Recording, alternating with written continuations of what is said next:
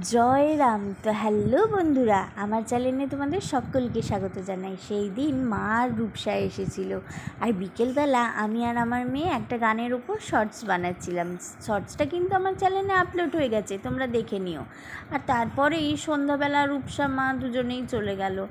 এত বছর বিয়ে হয়ে গেছে, মা বাবা কিংবা বোন আমাদের বাড়ি থেকে যখন বাড়ি চলে যায় মনটা ভীষণ খারাপ লাগে, জানো তো, ভীষণ খারাপ হয়ে যায়।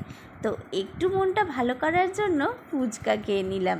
ফুচকা খেলে আমার মনটা অনেকটাই ভালো হয়ে যায়।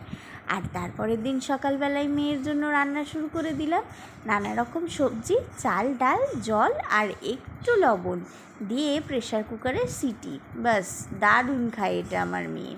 আর ওর দিম্মা ওর জন্য একটা টুপি এনেছে, সেই টুপি পরেই ওকে স্নান করতে হবে। দেখো কেমন দুষ্টু করে।